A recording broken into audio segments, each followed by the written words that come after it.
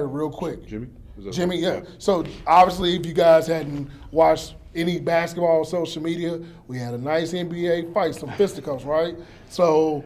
Well, let's not disrespect the '90s fights because it was no. There was nothing near that. But it was a nice little spat. Verbal. I think we had social media back then. We'd have heard Dennis Rodman say a few things that verbal altercation. The great Jimmy Butler, who basically made it clear that TJ Warren could not even step on his floor mat if he even tried.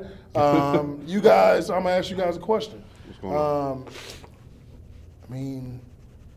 It's Jimmy. So I don't. You got to see him next time. It's Jimmy, but Jimmy's old school. Yeah. What happens the next game? Because I'm pretty sure there's going to be amped up refs waiting on the moment. Anything happens, somebody's getting thrown out. Yeah. They've been warned. Anything happen, they're going to get thrown out. Well, Jimmy's Instagram post, I don't think it was more so, hey, I'm going to square up on you, we're going to fight or something. It's more, I'm going to cook you. I'm going to cook you on a basketball. I'm going to drop 35 on your head. Man. I don't know. He said on TV. Correct. Next time I see him, he got to see me. Anytime somebody tell you you got to see me, fighting words. Fighting words. Okay. Well, my question to you, I guess, real quick before we get out of here, this is a Miami, Indiana thing that we've been going through for years. Because if you guys remember the LeBron days, the Lance Stevenson LeBron deal, and everybody fighting each other, then we can go back to it was nothing like the '90s, though, bro. No, it's nothing like the '90s, bro. But I think it's funny that Jimmy did call out TJ Warren. Look, credit to TJ Warren, he didn't back down.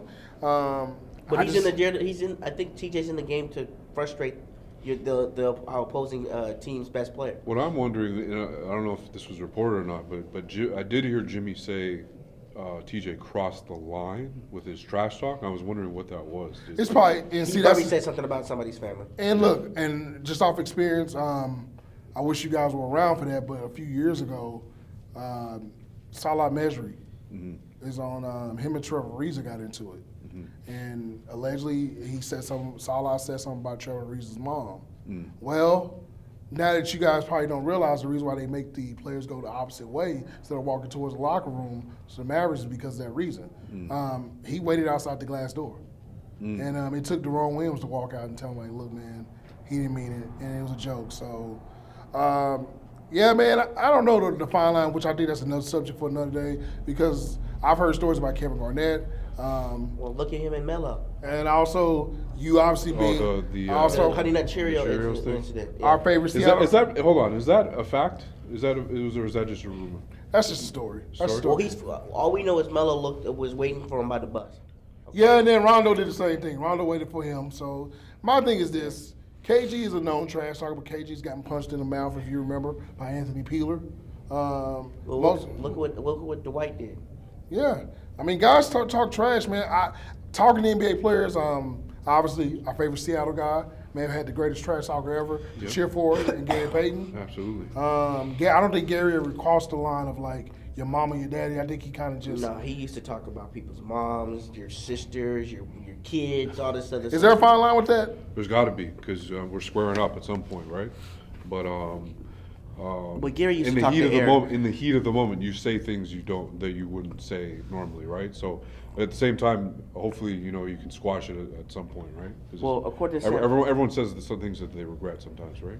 Or that they wouldn't have said in a heat of a passionate moment. But I just wonder, because like the thing is this, it's no different than being in. I mean, like, I get it, but at the end of the day, like, I guess it is a competition thing in the heat of the moment.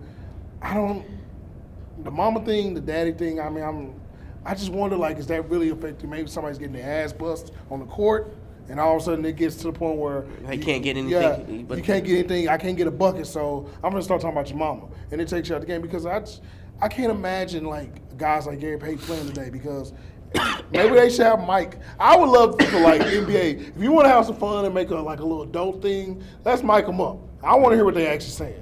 Well, there's certain guys as well that you just couldn't break, right? Yeah. Like people tried to trash talk Kobe all day long. Luka. MJ. Luka. Yeah, Luka too, right? So, Luka.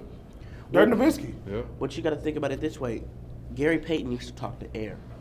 Just think about that. Yeah, he used to trash talk air to air. And according to Sam Perkins, he said in a report last year that some of the times that Gary would trash talk, you don't understand what he's saying. Yeah, I've heard stories about Tony Allen. Tony Allen was one of the worst. KD told me stories about that. Like, look, man, it's like you want to say something to him, but he's crazy. and then there's some guys that, look, man, you say something about their family, It's a wrap. Zebo made it clear. Where I'm from, bullies get bullied. So I guess that's a good deal, man. So I guess we better end this here.